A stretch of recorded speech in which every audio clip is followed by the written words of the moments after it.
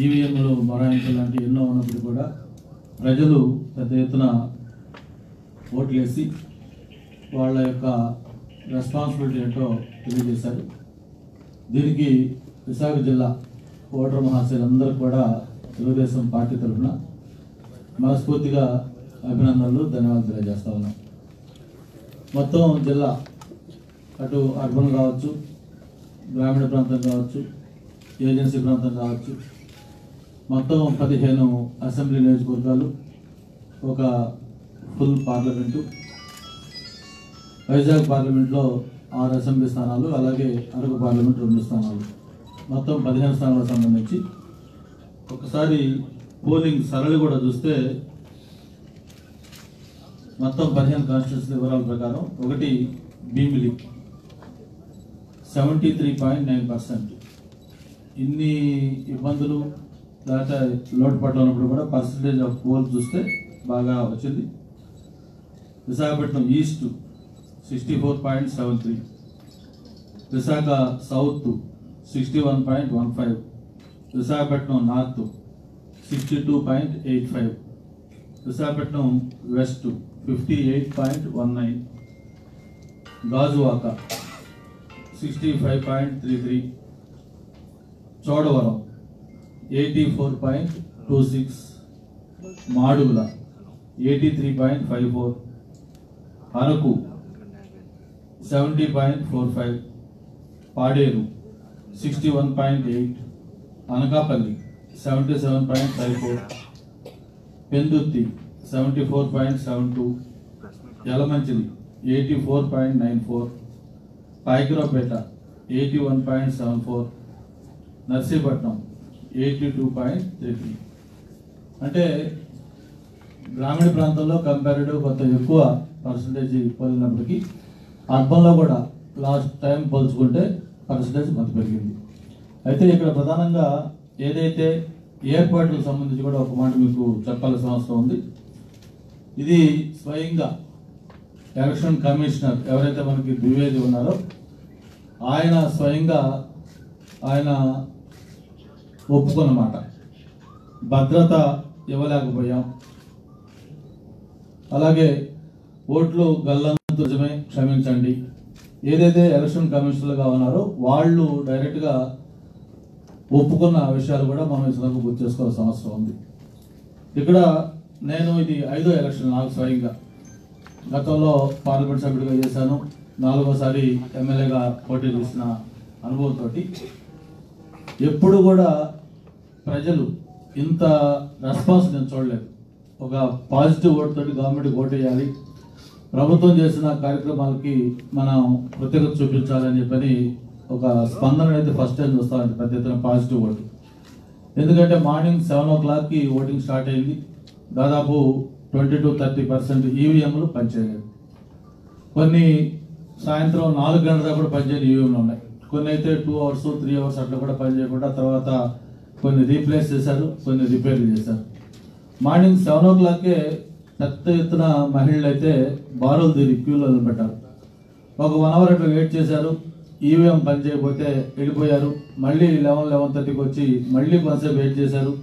మళ్ళీ అప్పుడు కూడా ఈవీఎం పని చేయకపోతే మళ్ళీ సాయంత్రం వచ్చి లేట్ అవర్స్లో 6 లోపు వాళ్ళు వచ్చి క్యూలో ఉండి రాత్రి 8, 9, 10 మాకు ఒక బూత్ అయితే 37th వార్డులో 209 బూత్లో తెల్లారి 2:30 వరకు పోలింగ్ అయింది. ఎందుకంటే అక్కడ పోలింగ్ స్టార్ట్ కావటమే సాయంత్రం 4 గంటలకు స్టార్ట్ అయింది. ఇలాంటివి ఎన్నో మొత్తం ఈ రాష్ట్రంలో జరిగాయి. ఒక ఫస్ట్ టైం ఎలక్షన్ చరిత్రలో ఇన్ని ఈవీఎంలు పనిచేయకుండా ఉండటం, అలాగే ఇంత లేటుగా పోలింగ్ కావటం ఆంధ్రప్రదేశ్లో గతంలో ఎప్పుడు కూడా ఏ ఎన్నికల్లో జరగలేదు. దీనికి సంబంధించి గౌరవ ముఖ్యమంత్రి గారు కూడా ఎలక్షన్ అయిపోయిన వెంటనే దీన్ని టేకప్ చేయటం, ఏదైతే ఈవీఎంలో ఉన్న ఇబ్బందుల్ని అలాగే వీవీప్యాట్లు కౌంటింగ్ చేసే విధానం కానీ ఓవరాల్గా దీంట్లో జరుగుతున్న లోటుపాట్లు కూడా ఆల్ ఇండియా లెవెల్లో అందరికీ తెలియజేయాలి, ప్రత్యేకించి ఎలక్షన్ కమిషన్ దృష్టి కూడా తీసుకెళ్లాలనే ఉద్దేశంతో మొన్న ఎలక్షన్ కమిషన్ కలవటం, మేమందరం కూడా అభ్యర్థులుగా ఉన్న వాళ్ళందరం కూడా ఎంపీలు, మంత్రులు వీళ్ళందరూ కూడా వెళ్ళి ఎలక్షన్ కమిషన్ తోటి దాదాపు ఒక 2 hours చాలా డీటెయిల్డ్గా ప్రజెంటేషన్ ఇవ్వడం జరిగింది. ఒక్కసారి క్రానలాజికల్గా కానీ ఈ రాష్ట్రంలో ఎలక్షన్లు నోటిఫికేషన్ వచ్చే ముందు, నోటిఫికేషన్ వచ్చిన తర్వాత, ఎలక్షన్ ప్రాసెస్ స్టార్ట్ అయినాక ఏ విధంగా ఏం జరిగినా ఒకసారి మనందరం కూడా గుర్తు చేసుకోవాల్సిన అవసరం ఉంది. మీ అందరూ కూడా గుర్తుంది, ఎలక్షన్ కమిషన్ మొత్తం అన్ని జిల్లాల కలెక్టర్లు, ఎస్పీలతో మీటింగ్ పెట్టారు. అప్పటికి ఇంకా షెడ్యూల్ కూడా రిలీజ్ కాల. మరి ఆ మీటింగ్లోనే ఎలక్షన్ కమిషన్ శ్రీకాకుళం జిల్లా కలెక్టర్ ఎవరైతే ఉన్నారో ఆ కలెక్టర్ని ట్రాన్స్ఫర్ చేయడం జరిగింది. అప్పుడు ఎలక్షన్ నోటిఫికేషన్ కూడా రాల. ఆ తర్వాత ఎలక్షన్ నోటిఫికేషన్ వచ్చిన తర్వాత ఇంటెలిజెన్స్ చీఫ్ను మార్చారు, అలాగే 2 ఎస్పీని మార్చారు. అది అయిపోయిన తర్వాత నేరుగా చీఫ్ సెక్రటరీని కూడా మార్చడం జరిగింది. అంటే ఓవరాల్గా కూడా రాష్ట్రంలో ఒక ఫియర్, ఒక సైకలాజికల్గా ఒక ఇది క్రియేట్ చేసి మొత్తాన్ని కూడా ఈ ఏదైతే ఎలక్షనీరింగ్ చేసే వ్యవస్థ ఉందో వ్యవస్థ అంతా కూడా ఒక భయపడే దీంట్లోకి తెచ్చుకొని మొత్తం ఏ విధంగా చేశారో మనం చూస్తా ఉన్నాం. ఒకటే దీన్ని బట్టి మీ అందరూ కూడా నేను తెలియజేసేది ఏంటంటే, ఏదైతే గౌరవ ముఖ్యమంత్రి గారు ఢిల్లీలో ఎలక్షన్ కమిషన్కో లేకపోతే ఇతర ప్రెస్ మీట్లో మాట్లాడదాన్ని బట్టి వైఎస్ఆర్ పార్టీ వాళ్ళు దీన్ని ఇంకో రంగంగా మాట్లాడుతూ ఉన్నారు. అంటే ఏదో ఎలక్షన్లో ఓడిపోతా ఉన్నారు, ఎలక్షన్లో ఓడిపోతారు కాబట్టి వాళ్ళు ఏదో సాగులు ఎత్తుతూ ఉంటారని చెప్పి మీ ద్వారా వాళ్ళకి ఒకటే మాట తెలియజేస్తా ఉన్నాను. రేపు కౌంటింగ్ ఏదైతే May 23 కౌంటింగ్ వస్తుందో, కౌంటింగ్లో మనం అందరం చూడబోతా ఉన్నాం. ఒక పనిచేసే ప్రభుత్వానికి ప్రజలు ఏ విధంగా పట్టం కట్టబోతారో మనం చూస్తా ఉన్నాం. వాళ్ళు ఎన్ని దుష్ప్రచారాలు చేసినా, ఎన్ని మైండ్ గేమ్లు ఆడినా, ఏదైతే ఓటింగ్ సరళి మేము చూసామో మాకు క్లియర్గా అక్కడ అర్థమవుతుంది ఏంటంటే, ముఖ్యంగా మహిళలు మరి 3 సార్లు ఇంటికి వెళ్ళి మళ్ళీ వచ్చి మళ్ళీ క్యూలో నిలబడి రాత్రి 8-9 అయినా సరే నిలబడి ఓపికగా ఓట్లేశారంటే వాళ్ళు ఎంత అభిమానంతో తెలుగుదేశం పార్టీకి ఓట్లేశారో అర్థం చేసుకోవచ్చు. అంతేకాకుండా తెలుగుదేశం పార్టీకి వ్యతిరేకంగా ఓటు వేయాలనే ఒక డిస్సాటిస్ఫాక్షన్ కానీ, లేకపోతే కోపం కానీ, లేకపోతే ఇంకోటి కానీ ఈ రాష్ట్రంలో ఏ ఒక్క వర్గానికి కూడా ఉండేదానికి ఆస్కారం లేదు. ఎందుకంటే ప్రభుత్వం అటు అన్ని వర్గాల ప్రజలు, అటు మహిళలు కావచ్చు, యూత్ కావచ్చు, రైతులు కావచ్చు, ఎవరైతే ఉన్నారో అన్ని వర్గాల ప్రజలకు కూడా ఏమేమి కార్యక్రమాలు చేయాలో అన్నీ కూడా చేయడం జరిగింది. ప్రత్యేకించి మన మహిళలకు సంబంధించిన పసుపు కుంకుమ కానివ్వండి, అలాగే ఈ వృద్ధులు, వితంతువులు, వికలాంగులు లాంటి ఎవరైతే పీపుల్ ఉన్నారో వాళ్ళకి ఇచ్చిన పెన్షన్లు కావచ్చు, అంతేకాకుండా గ్రామీణ ప్రాంతంలో రైతాంగానికి ఇచ్చిన రైతు సుఖీభావ కావచ్చు, మిగతా చంద్రాన్ని బీమా లాంటి ఎన్నో కార్యక్రమాలు ప్రజలకు నేరుగా దాని ఫలితాలు అందాయి, దాన్ని అనుభవిస్తూ ఉన్నారు. కాబట్టి ప్రజల్లో ఆ పాజిటివ్ మూడు, పాజిటివ్ ఓటు అనేది మేము చూడగలిగాం. కాబట్టి తప్పకుండా రేపు కౌంటింగ్ తర్వాత నిజాలు అందరికీ తెలుస్తాయి. ఏదైతే వైఎస్ఆర్సీపీ వాళ్ళు ఆశిస్తూ ఉన్నారో, ప్రచారం చేసుకుంటా ఉన్నారో, అది అంతా కూడా అబద్ధం అని తేలిపోతా ఉంది. అయితే ఒక అనుమానం కూడా చాలా మంది అడుగుతా ఉన్నారు, మీకు కూడా రావచ్చు. ఓకే నిజమే, మరి మీరు బ్రహ్మాండం గెలుస్తామంటున్నారు, గెలిస్తే ఎందుకు మళ్ళీ ఈ హడావడి చేస్తామని చెప్పారు. దాన్ని మీరు ఎట్లా అడుగుతారు, అడగకుండా నేనే మీకు దానికి ఆన్సర్ కూడా చెప్పాల్సిన అవసరం ఉంది. ఏదైతే రేపు ఎన్నికల కౌంటింగ్ ఉందో ఆ కౌంటింగ్లో ఓడిపోతారనో ఆ డౌట్ మాకేం లేదు. 100% తెలుగుదేశం ప్రభుత్వం స్పష్టమైన మెజార్టీ తోటి 125+ సీట్స్ తోటి మళ్ళీ చంద్రబాబు నాయుడు ముఖ్యమంత్రిగా ప్రమాణ స్వీకారం చేయబోతా ఉన్నారు. దాంట్లో ఏ మాత్రం కూడా కన్ఫ్యూజన్ కానీ లేకపోతే అనుమానం కానీ లేదు. కాకపోతే ఈరోజు ప్రజాస్వామ్యం అనేది ఒక ప్రమాదంలో పడతా ఉంది. ముఖ్యంగా నరేంద్ర మోడీ గారి నాయకత్వంలో ఈ దేశంలో ఉన్న అన్ని వ్యవస్థలు, అటు ఆర్బీఐ కావచ్చు, సిబిఐ కావచ్చు, ఈడీ కావచ్చు, ఇన్కమ్ ట్యాక్స్ కావచ్చు, జ్యుడిషియరీ కావచ్చు, గవర్నరీ వ్యవస్థ కావచ్చు, ప్రతి వ్యవస్థను కూడా ఈరోజు ప్రక్షాళన చేయాల్సిన అవసరం వచ్చే పరిస్థితి వచ్చింది. ఎందుకంటే ఇవన్నీ కూడా ఇండిపెండెంట్ వ్యవస్థలు. ప్రధానమంత్రులు ఎవరున్నా లేకపోతే ప్రభుత్వాలు ఎవరున్నా కూడా ఈ ఫంక్షనరింగ్ లో ఎప్పుడు ఎవరు ఇన్వాల్వ్ అయ్యారు కాదు. మొట్టమొదటిసారిగా నరేంద్ర మోడీ గారు, అమిత్ షా గారి నాయకత్వంలో ఈ వ్యవస్థలన్నింటిలో కూడా వాళ్ళ జోక్యం ఎక్కువైపోయింది. ఈ వ్యవస్థలన్నీ కూడా వాళ్ళ కనుసన్నల్లో పనిచేసే పరిస్థితి వస్తూ ఉంది. అందుకే ఈ ప్రజాస్వామ్యం అనేది ప్రమాదంలో పడకుండా దీన్ని కాపాడవలసిన ఒక హిస్టారికల్ నెసిటీ దేశంలోనే ఒక సీనియర్ లీడర్గా చంద్రబాబు నాయుడు గారు ఆ బాధ్యత తీసుకున్నారు. రేపు మిగతా రాష్ట్రాల ఎన్నికలు జరిగిపోతా ఉన్నాయి. ఇక్కడ ఏ విధంగా అయితే అక్రమాలు చేయాలని ప్రయత్నం చేశారో మిగతా ప్రాంతాల్లో కూడా అటువంటి అక్రమాలు చేసే అవకాశం ఉంది. కాబట్టి అక్రమాలు జరగకుండా ఒక ట్రాన్స్పరెంట్ గా ఎలక్షన్లు చేయాలి, ఒక ట్రాన్స్పరెంట్ గా ఎలక్షన్లు జరగాలి అనే ఉద్దేశంతో ఈ భారతీయ జనతా పార్టీ ఇతర పక్షాలన్నింటినీ కూడా ఏకతాటిపైకి తెచ్చి దేశవ్యాప్తంగా కూడా ప్రచారం చేస్తా ఉన్నారు. అంతే తప్ప ఇక్కడ ఆంధ్రప్రదేశ్లో ఎలక్షన్లు ఓడిపోతారు కాబట్టి సాగులు ఎత్తుకుంటా ఉన్నారు. ఏ ఒక్క 1% కూడా మేము థింక్ చేయాల్సిన అవసరం లేదు. ఎందుకంటే ప్రభుత్వం మా మీద నమ్మకం మాకుంది. మేము చేసిన కార్యక్రమాలు అలాంటి ఈరోజు బ్రహ్మాండంగా ఒక జుబిలియంట్గా ప్రజలు వచ్చి ఓట్లేశారు. కాబట్టి డెఫినెట్గా రేపు రిజల్ట్స్లో మనమే చూడబోతా ఉన్నాం.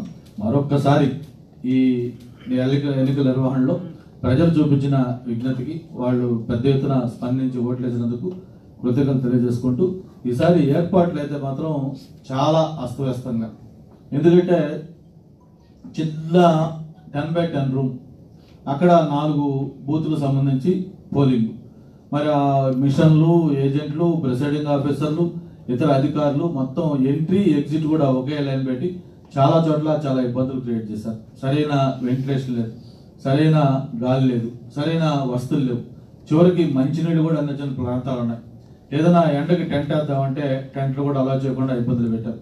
అయినప్పుడు కూడా అంత మండే టెండల్లో ఒక గాలి అడగపోయినా, లేకపోతే వెలుతురు లేకపోయినా, మంచినీళ్ళు లేకపోయినా, ముఖ్యంగా మహిళలు అంతసేపు క్యూల్లో ఉండి వాళ్ళు ఓట్లేసి వాళ్ళ కృతజ్ఞత తెలుపుకునే విధానానికి మాత్రం రియల్గా అందరం కూడా ధన్యవాదాలు తెలిపాల్సిన అవసరం ఉంది.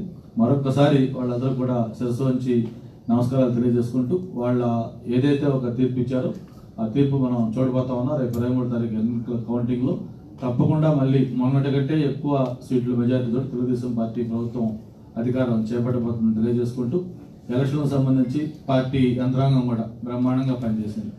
పార్టీ మెయిన్ బాడీతో పాటు అనుబంధ సంఘాలు, పార్టీ సెంట్రల్ ఆఫీస్ దగ్గర నుంచి, స్టేట్ ఆఫీస్ దగ్గర నుంచి, జిల్లా ఆఫీస్ దగ్గర నుంచి అందరూ కూడా ఎక్కడికక్కడ కోఆర్డినేట్ చేసుకుంటూ ఈ ఎన్నికల్లో పాల్గొంచుకున్నారు. దీనికి సహకరించిన డైరెక్టర్, ఇండైరెక్ట్గా ప్రతి ఒక్కరికి కూడా పేరు పేరున అభినందనలు కూడా తెలియజేసుకుంటూ, విశాఖ జిల్లాలో కూడా ఈ 15 అసెంబ్లీ స్థానాలు, అన్ని అసెంబ్లీ స్థానాలు అలాగే అన్ని పార్లమెంట్ స్థానాలు కూడా ఖచ్చితంగా గెలుచుకుంటామని ఒక ఆశాభావం మాకుంది. రిజల్ట్స్ కూడా మనం త్వరలో చూడబోతా ఉన్నాం.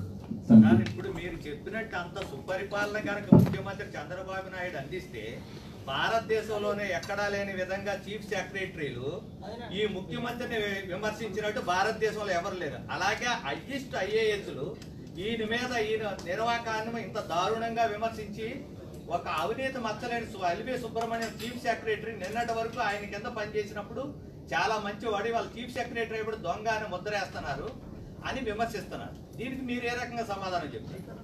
మీరు చెప్పినట్టుగా ఇంతమంది ఐఏఎస్ ఆఫీసర్లు, ఏ ఐఏఎస్ ఆఫీసర్ కూడా సర్వీస్లో ఉండని ఒకరు మాట్లాడాలి. వీళ్ళందరూ కూడా ఇదే ప్రభుత్వాన్ని మీరు చెప్పినట్టుగానే బ్రహ్మాండం, అద్భుతం, అమోఘం అని చెప్పిన సిఎస్లు ఉన్నారు, ఐఏఎస్లు ఉన్నారు. రిటైర్ అయిన తర్వాత వాళ్ళ ఇంట్రెస్ట్లు ఉన్నాయి, వాళ్ళ అఫిలియేషన్స్ ఉన్నాయి, వాళ్ళ బిలాంగింగ్నెస్ ఉన్నాయి. దాని ప్రకారం వాళ్ళు మాట్లాడుతూ ఉన్నారు. మరి సేమ్ మీరు చెప్తున్న ఐఏఎస్ ఆఫీసర్లే గతంలో సిఎస్లు చేశారు, బ్రహ్మాండంగా క్రూషియల్ పొజిషన్లో ఉన్నారు. మరి అప్పుడు ఎవరు మాట్లాడదు? అప్పుడు బ్రహ్మాండం చెప్పి అద్భుతం అని చెప్పి పోయేవాళ్ళే. కాబట్టి మాట్లాడేదానికి పదవిలో ఉన్నప్పుడు కూడా మాట్లాడుతున్నారు, రిటైర్ అయినా కూడా మాట్లాడుతారు. కానీ అంత సీరియస్గా దేశంలో ఏ ఆఫీసర్లు మాట్లాడదని అనాల్సినంత అవసరం లేదు. వాళ్ళే ముందు చదవబడి అద్భుతం అని పోయిన ఐఏఎస్ ఆఫీసర్లు అంతా కూడా. ఎంతమంది మీకు వ్యతిరేకంగా కాదు, ఎంతమంది అంటే ఎవరు, ఎంతమంది రిటైర్ అయిన తర్వాత ఏముంది అక్కడ? రిటైర్ అయిన తర్వాత వాళ్ళ అఫిలియేషన్ లో ఉన్నాయి. ఇది ఈ రోజు కాదు, ఒక్క నిమిషం ఆనంద్, ఒక్క నిమిషం. రిటైర్ అయిన వాళ్ళు ఇదివరకు ఎప్పుడు కూడా ఇంతమంది ఐఏఎస్ ఆఫీసర్లు పొలిటికల్ పార్టీస్ లో చేరలా. మరి మనం చూస్తున్నాం, ఈ రిటైర్ అయిన మాట్లాడి ఎంతమంది ఏ పొలిటికల్ పార్టీస్ లో చేరారు, ఏ పార్టీ పంచన చేరే వాళ్ళు మాట్లాడుతూ మనం చూస్తా ఉన్నాం. కాబట్టి వాటికి ఆ క్రెడిబిలిటీ ఎక్కడ వస్తుంది? ఎవరైనా పొలిటికల్ పార్టీ సంబంధం లేకుండా ఎవరైనా సర్వీస్ లో మాట్లాడితే డెఫినెట్ గా ఇట్ క్యారీస్ సమ్ వెయిట్.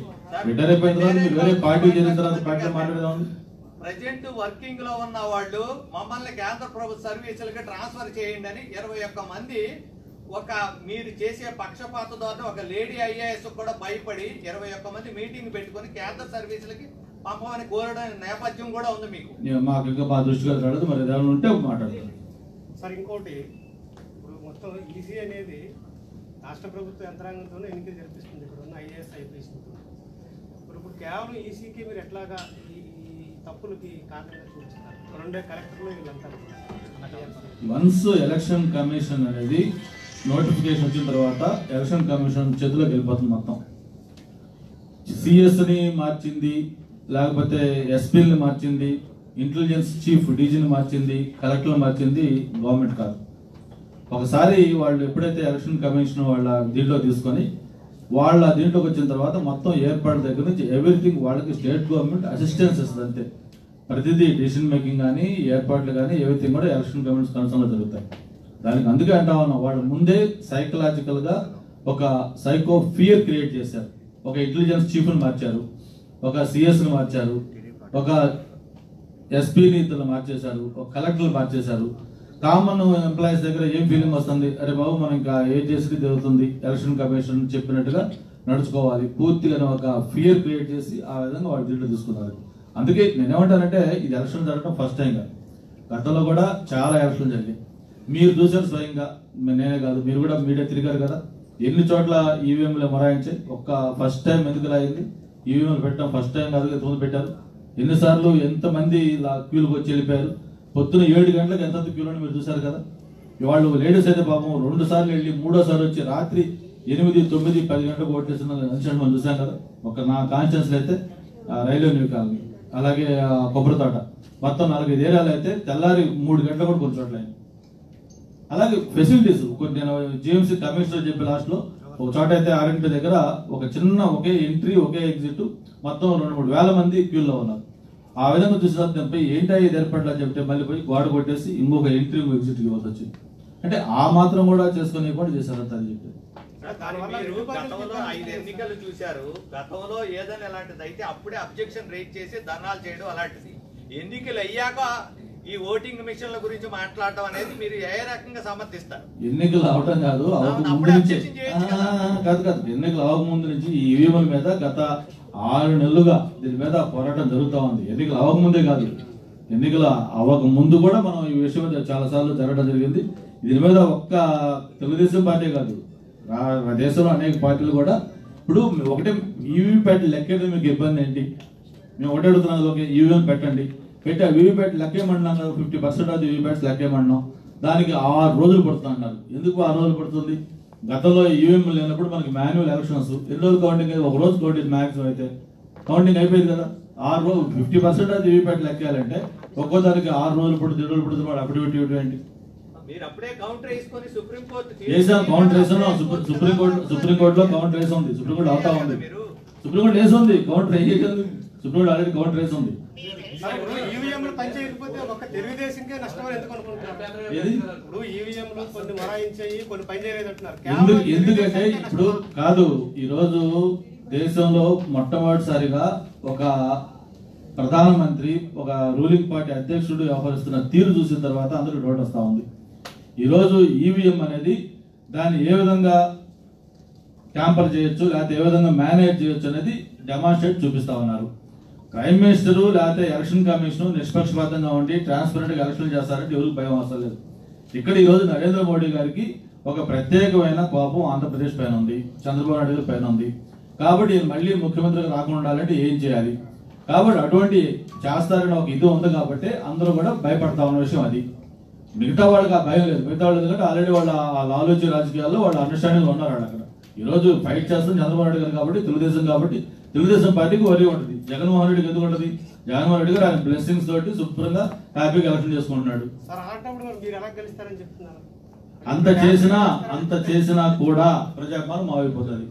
ప్రజలు అల్టిమేట్ గా ఇప్పుడు వాళ్ళు కాదు 10% చేయొచ్చు, 5% చేయొచ్చు, మొత్తం 10% చేయలేరు కదా సార్. మీరు చెప్తే సంసారం ఎదుటోళ్ళలాగా హరిప్రసాద్ అనే వ్యక్తి ఒక దోషిగా ఉన్న వ్యక్తి టెక్నికల్ బదులు మార్చమని కేంద్ర ప్రభుత్వం అడుగుతుంటే మేము ఆయన్నే పంపుతాము, ఆయన దోషి ఏంటి దోషిని ఎలా మీరు చెప్తారు? సేమ్ ఇంతకుముందు ఎలక్షన్ కమిషన్ దగ్గర ఆయన ప్రెజెంటేషన్ చేశారు, అప్పుడు వాళ్ళకి దోషి కాదా? ఇప్పుడు సేమ్ ఇంతకుముందు సంపత్ గారు, గోపాల్ స్వామి గారు ఎవరైతే ఎలక్షన్ కమిషన్ ఉన్నప్పుడు సేమ్ ఈయనపై ప్రెజెంటేషన్ ఇచ్చాడు. మరి అప్పుడు దోషి కాదు, ఇప్పుడు ఇది దోషి అయ్యాడు సెపరేట్ గా. అంటే ఎవరైతే టెక్నికల్ గా సౌండ్ కమాండ్ ఉంటుందో వాళ్ళు దోషులు. మీకు ఎవరైనా దాన్ని ఎక్స్ప్లెయిన్ చేసి చెప్పాలంటే వాళ్ళు అడగద్దు. వాళ్ళు చెప్పిన వాళ్ళు కావాలి, వాళ్ళు పంపించాలి. వాళ్ళు ఇప్పుడు మేమేమంటామంటే నీకు ఒక మిషన్ గురించి, ఆ ఫంక్షన్ గురించి, దాంట్లో ఉన్న లోడ్ పడమని చెప్తానంటే ఆ చెప్పేవాడు దొంగ, చెప్పేవాడు కాదు. ఆ మిషన్ లోడ్ పడుతుంది, నువ్వు ఒప్పుకుంటే ఒప్పుకో, అంతే తప్ప నీకు చెప్పేవాడు ఇది కాదు. కాబట్టి ఇంతకుముందు ఎలక్షన్ కమిషన్ లో మాట్లాడరా కాదు, ఇంతకుముందు సేమ్ ఎలక్షన్ కమిషనే కదా. ఈ ముందు ఎలక్షన్ కమిషన్ కాదా? సంపత్ ఎలక్షన్ కమిషన్ కాదా? గోపాల్ ఎలక్షన్ కమిషన్ కాదా? వాళ్ళంతా ఎలా అయిన మాటలు సార్. ఇక్కడ ఇప్పుడు మీరు రేజ్ చేశారు, ఒక టెక్నికల్ ఎక్స్పర్ట్స్ వాళ్ళు యాక్సెప్ట్ చేశారు. టెక్నికల్ ఎక్స్పర్ట్ క్రెడిషియల్స్ కాదు, మీకు మిషన్ క్రెడిషియల్స్ చూస్తున్నాం. అక్కడ మనం మిషన్ కరెక్టా కాదా ఆయన చెప్పే దాంట్లో పాయింట్ ఉంటే ఒప్పుకో, లేకపోతే తప్పని చెప్పు. అంతే తప్ప ఆయన నల్లగా ఉన్నాడు, ఈయన పట్టుగా ఉన్నాడు, నాకు ఎర్రగా ఉన్నాడు కావాలా? ఏది మీకు సేమ్ అంత ముందు ఆయన సేమ్ ఇంత ముందు అడ్డానే కదా, సేమ్ ఇంత ముందు ఎలక్షన్ ఒప్పుకున్నాయి కదా, కలిసారు కదా కూడా. ఓకే సార్ ఎన్ని ఈవీఎంలు వాడారు, ఎన్ని పనిచేయలేదు, లెక్క ఏమన్నా? ఇప్పుడు యావరేజ్ 20 to 30% అనేది మాకు ఉన్న అఫీషియల్ గా మేము అడిగాం ఏ చోట్ల ఎన్ని నిమిషాలు పనిచేయలేదని. ఆయనేమో 144, 155 పనిచేయలేదని ఎలక్షన్ కమిషన్ చెప్పాడు, విచ్ ఈస్ అబ్సర్డ్. ఎందుకంటే మా ఒక్క కాన్స్టిట్యున్సీలోనే దాదాపు 60-70 దాకా ఆగిపోయే నిమిషంలు. కాబట్టి రాష్ట్రం మొత్తం 150, 160 కరెక్ట్ కాదు. దీనికి అఫీషియల్ గా ఎలక్షన్ కమిషన్ స్టేట్మెంట్ ఇవ్వాలి. ఏ మిషన్ ఎన్ని గంటలకు పనిచేసింది, ఎన్ని గంటలు ఆగింది, ఎన్ని గంటలకు మళ్ళీ స్టార్ట్ అయింది, ఫైనల్ గా రాష్ట్రం మొత్తం మీద కూడా ఏ బూత్లో ఎన్ని గంటల దాకా పోలింగ్ అయింది, అవన్నీ కూడా డేటా ఉంది. ఎలక్షన్ కమిషన్ అఫీషియల్ గా అనౌన్స్ అయ్యేది దీని మీద. ఎందుకంటే ఇది ప్రజాస్వామ్యంలో మనం ఇంత గొప్పగా టెక్నాలజీ వచ్చి ఇంత ట్రాన్స్పరెంట్ ఉన్న సమయంలో రాత్రి 3 గంటల దాకా ఓటింగ్ వేసుకోవటం ఏంటి అసలు? దానికి ఖచ్చితంగా ఎలక్షన్ కమిషన్ రెస్పాండ్ కాదు, చెప్పాలి. ఇప్పుడు ఎలక్షన్స్ అయిపోయి అన్ని అయిపోయి ఇప్పుడు మీరు ప్రధాన డిమాండ్ ఏంటి అసలు? ప్రధాన డిమాండ్ ఎలక్షన్లు ప్రజాస్వామ్యబద్ధంగా, ఒక పారదర్శకంగా, ఎటువంటి మ్యానిపులేషన్ లేకుండా న్యాయబద్ధంగా జరపాలి. ఎందుకంటే ఇప్పుడు దాకా మీరు RPI, CBI, ED, income tax, judiciary, governor వ్యవస్థలు మానిటర్ చేసి వాటిని మేనేజ్ చేసినట్టుగా ఎలక్షన్ కమిషన్ కూడా నిర్వీర్యం చేయొద్దు. ప్రజాస్వామ్యంలో ఈ వ్యవస్థలన్నీ కూడా చాలా కీలకమైనవి. ఇవి అటానమస్ గా ఉంటాయి, ఇండిపెండెంట్ గా వ్యవహరిస్తాయి. గతంలో ఎప్పుడు ఏ ఒక్క ప్రధానమంత్రి కూడా ఇట్లా జోక్యం చేసుకోలేదు. RBI governor before his completion of tenure resign చేసి నేను ఉండలేకపోతానని చెప్పిన ఘనత ఈ గవర్నమెంట్ లో జరిగింది. చూస్తా ఉన్నాం. ఇన్కమ్ ట్యాక్స్ జనరల్ గా వన్స్ ఎలక్షన్ ప్రాసెస్ స్టార్ట్ అయిన తర్వాత కంటెస్టెడ్ క్యాండిడేట్స్ లో జనరల్ గా రేట్ చేయరు, బట్ ఈసారి ఇచ్చేశారు. మొత్తం నీకు జ్యుడిషియరీ చూస్తున్నాం, గవర్నర్ చూస్తారు, తమిళనాడు చూసాం. అంటే నీకు ఏమంటారంటే ఒక డెమోక్రసీకి పట్టుకోమలుగా చెప్పుకునే అన్ని వ్యవస్థల్లో కూడా వాళ్ళు జోక్యం ఎక్కువైపోయింది. ఇటువంటిది భవిష్యత్తు జరిగితే డెమోక్రసీ భారతదేశంలో పూర్తిగా కనుమరుగవుద్ది. ఇక ఎలక్షన్ కూడా మనం చూడలేము. శాశ్వతంగా వాళ్ళు కావాలనుకున్న ప్రధానమంత్రులు వీళ్ళు అవుతారు. అటువంటి సమయంలో మనందరం కూడా జాగ్రత్తగా ఉండాలనే ఉద్దేశంతో ఒక అలార్మింగ్ కోసం చేస్తా ఉన్నాం. Thank you.